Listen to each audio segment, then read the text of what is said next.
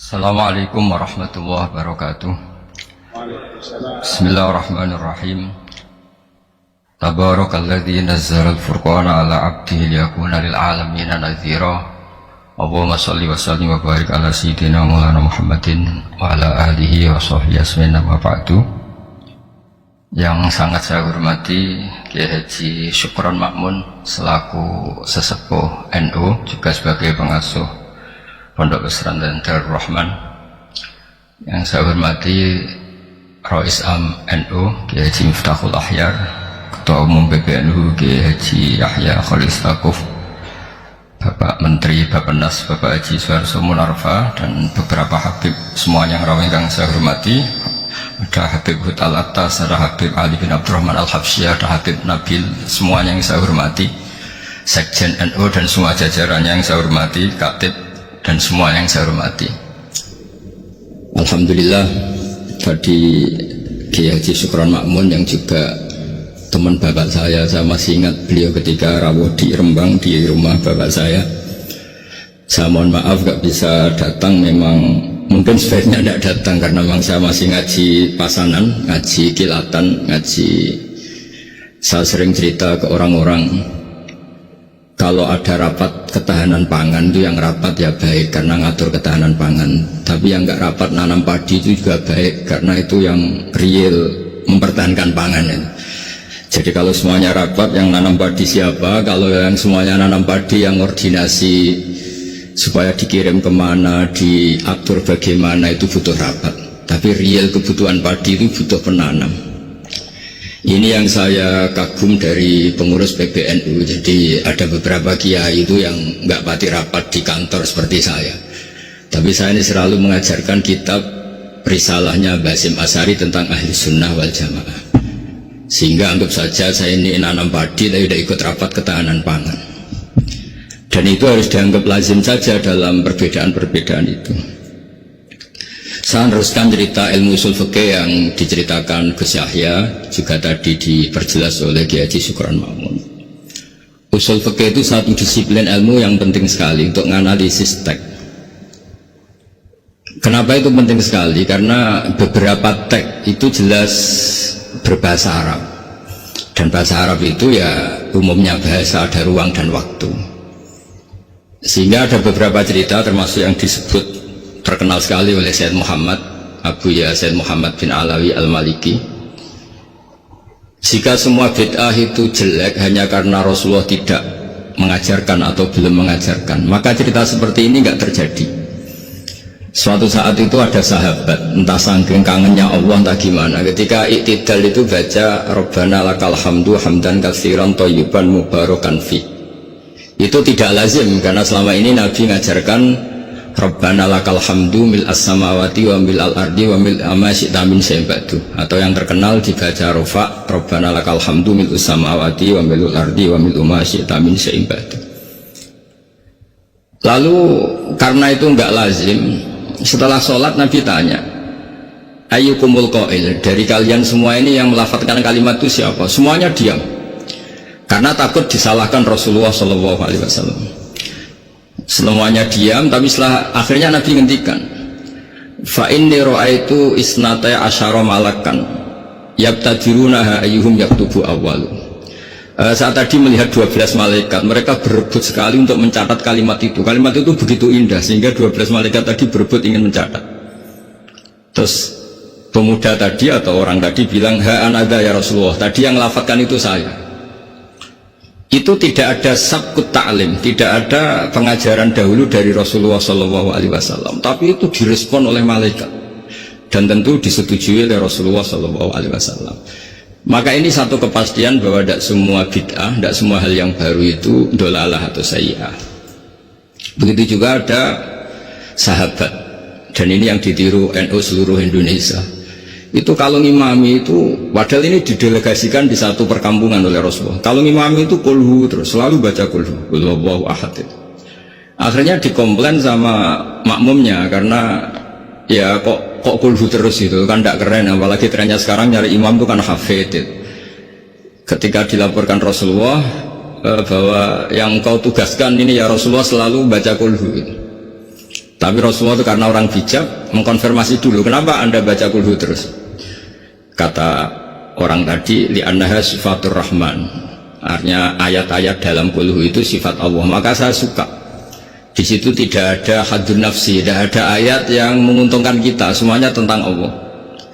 Biasanya kita sebagai muslim kebanyakan kan selalu memanfaatkan sifat Allah, jadi enggak rela lah kalau Allah nganggur itu. Misalnya kita bilang innallaha ala kulli syai'in qadir, ya kalau engkau qadir ya jadikan saya bupati, wakil presiden atau gubernur gitu. Kalau Allah mujib ya kabulkan saya ingin jadi orang kaya. Kan Allah itu enggak boleh lah, sifatnya nganggur itu enggak boleh, mesti perasaan manusia itu gitu. Nah, di kulhu itu tidak ada itu semua, hanya nerangkan sifat Allah Ta'ala yang nafsaniyah, yang tentang Allah. Apa jawabannya Nabi? Kata Nabi, barusan malaikat Jibril datang ke saya memberitahu bahwa Allah mencintai kamu karena kamu mencintai surat Ikhlas, surat Kulhu. Itu artinya apa? Juga tidak ada sabkut taklim, bahkan terkonfirmasi dulu. Nabi mengiyakan setelah tanya, nyatanya itu dibenarkan.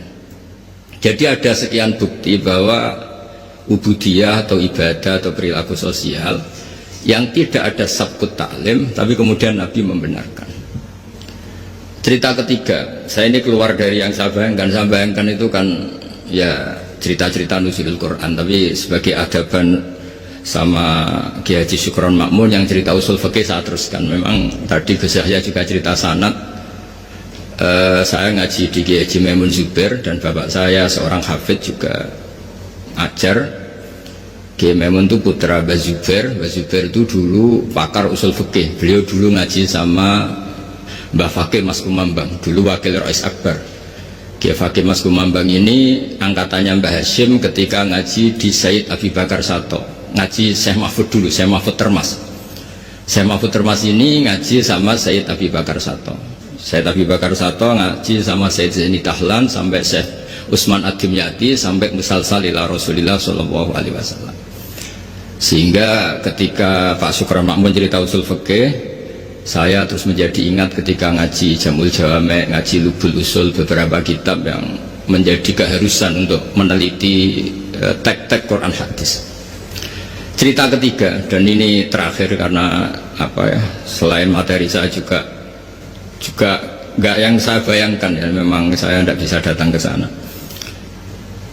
Ketika Rasulullah SAW cerita, saya melihat surga, kemudian dengar derap sandal itu, sandal klompen itu. Terus Nabi tanya, ini sandal siapa kok sudah di surga, suara siapa? Dijawab itu suara Bilal ya. Walhasil terus Bilal ditanya, kenapa engkau begitu cepat masuk surga, apa resep kamu?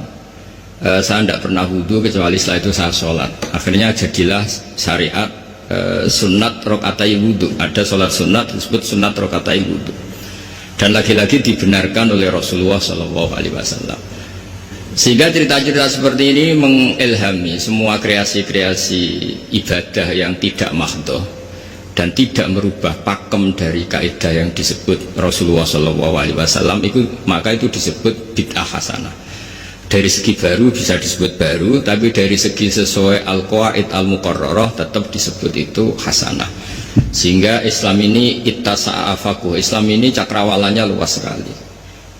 Sebab itu ketika Rasulullah SAW intaqala ila rafiqil ala, ya, bahasa halusnya wafat itu intaqala ila rafiqil ala, ada khilafah yang dipilih konsensus yaitu Abu Bakar As-Siddiq, ada khilafah yang ditunjuk yaitu Umar bin Khattab, ada khilafah yang ditentukan ahli syura yaitu Utsman bin Affan, ada khilafah yang dipilih lagi oleh syura yaitu Sayyidina Ali karramallahu wajhah.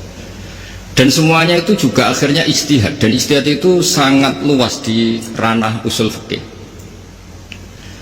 Saya beri contoh, misalnya dulu sahabat begitu mencintai Madinah karena itu Madinatu Rasulillah SAW, muhajaru Rasulillah, tempat hijrahnya Rasulullah.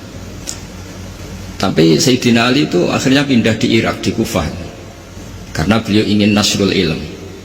Jadilah Kufah melahirkan Baghdad yang menjadi Qubbatul Islam. Di situ lahir ulama-ulama top, termasuk Sultanul Ulama Syekh Abdul Qadir Jilani. Imam Syafi'i pernah hidup di Baghdad. Semua ulama besar pernah hidup di Kufah, di Basra, di Baghdad. Sehingga di Kufah zaman itu jadi markazul ilm. Di Basrah juga sama, jadi markazul ilm, lahirlah Hasan Basri, lahirlah ulama-ulama. Karena barokahnya nasrul ilmi yang digerakkan Sayyidina Ali karramallahu wajhah. Tapi banyak juga orang yang nggak ingin Madinah itu kosong. Lahirlah Imam Malik yang nggak pernah meninggalkan Madinah. Nah, sisi pandang yang berbeda ini ya karena barokahnya usul fikih, ada illatul hukmi, ada alasan kenapa hukum ini terbentuk. Sehingga barokahnya pemikiran-pemikiran itu kita tidak pernah kering, nggak pernah punya pakar-pakar usul fikih. Yang saya tahu misalnya Mbah Zubair punya murid Kiai Haji Sal Mahfud yang ngarang kitab Thariqatul Fusul, itu juga berkat beliau ngaji sama Mbah Zubair, zaman itu ngaji Jamul Jami', ngaji Lubul Usul. Akhirnya setelah Mbah Zubair mewakili Mbah Fakih Mas Kumambang, mewakili Mbah Mahfud Termas, kemudian mewakili Sayyid Abi Bakar Sato, juga mewakili dari abahnya namanya Mahfud bin Abdullah bin Abdul Manan. Di Abdul Manan ini yang orang pertama Indonesia yang di Al-Azhar di Mesir, sehingga di kedutaan Mesir orang Jawa pertama alim alama yang di sana namanya Syekh Abdul Manan. Itu ngaji sama Sohibul Ithaf yang punya Syarah Ikhya, namanya Ithafus Sadatil Muttaqin, Ithafus Sadat Al-Muttaqin. Itu kitab yang luar biasa karena Ikhya dikarang 600 tahun yang lalu, itu tidak ada yang berani mensarai. Dikarang oleh Hujjatul Islam, kitab legenda. Itu yang menyarai pertama adalah Sayyid Murtado Az-Zabidi, gurunya Kiai Abdul Manan. Kiai Abdul Manan itu mbahnya Syekh Mahfud. Jadi Kiai Abdul Manan punya putra Kiai Abdullah, punya putra Kiai Mahfud. Kiai Mahfud ini punya putra namanya Muhammad. Gus Muhammad ini yang mulai hidup lagi di Indonesia, di Betengan Demak. Lalu Syekh Ithaf ini, Sayyid Zabidi ini menganalisis ilmu itu luar biasa. Ini yang al-ilmu bidiroyah. Di luar riwayat itu ada al-ilmu bidiroyah. Kita tahu tadi dawuh Pak Sukron, kita madaih, kita maulid, dan maulid itu luar biasa. Di situ ada sejarah Rasulullah, ada sholawatan, ada semuanya. Dan ketika kita pakai ilmu diroyah, kualitas sholawat ini luar biasa, bukan sekedar biasa, luar biasa.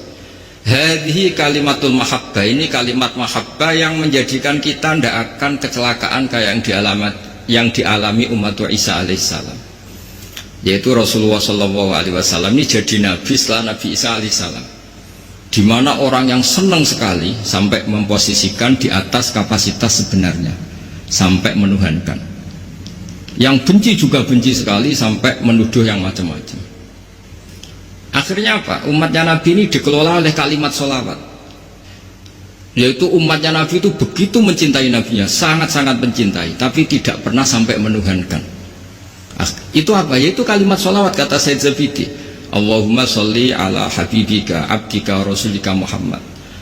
Kita minta Allah sebagai pemberi, Rasulullah apapun hebatnya, beliau adalah seorang hamba kekasihnya sebagai penerima. Maka kata Sayyid Zabidi, wa Muhammadun Rasulullah wa injalla qadru muhtajun ila rahmatihi subhanahu wa ta'ala. Apapun hebatnya Rasulullah sallallahu alaihi wasallam, beliau tetap seorang hamba yang butuh rahmatnya Allah ta'ala. Sehingga hadil kalimah ini kalimah yang memantapkan umat Islam tetap memposisikan la ilaha illallah sebagai Tuhan, Muhammad Rasulullah sebagai yang paling dikasih Tuhan, yaitu dikasih Allah Subhanahu wa ta'ala. Sehingga kalimat sholawat ini berkat analisis diroyahnya Sayyid Zabidi menjadi kalimat yang luar biasa.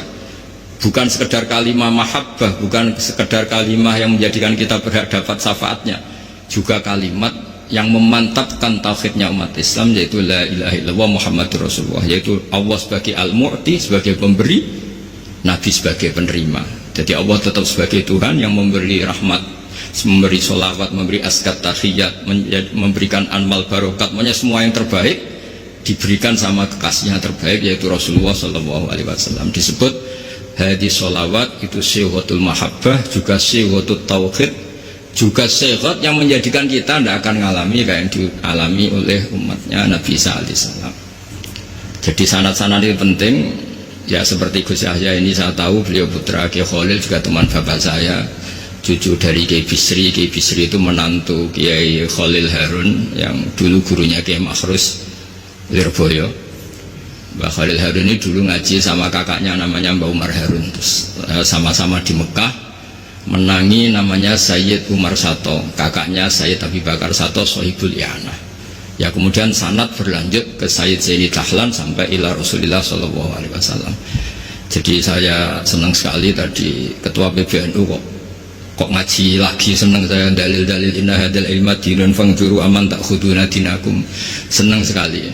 Ya saya hafal lah, ya saya ini kan kata orang banyak pantas-pantasnya ya hafal, karena saya ini kiai tukang ngaji gitu. Jadi ya pantasnya hafal. Yang jarang ngaji aja hafal, masa yang sering ngaji udah hafal. Jadi pantas-pantasnya itu hafal. Tapi memang harus hafal ya, semua tokoh-tokoh NU harus hafal bahwa inna hadal ilma dinun fangzuru aman takhuduna dinakum. Ilmu itu agama, kamu lihat kamu ngambil dari mana. Dulu Imam Bukhari itu kalau mau ngajar, mau ngaji atau mau ngambil ilmu atau mau apa saja, karena ngajar juga harus memberikan pada yang kompeten, mengambil ilmu juga harus ngambil dari yang kompeten.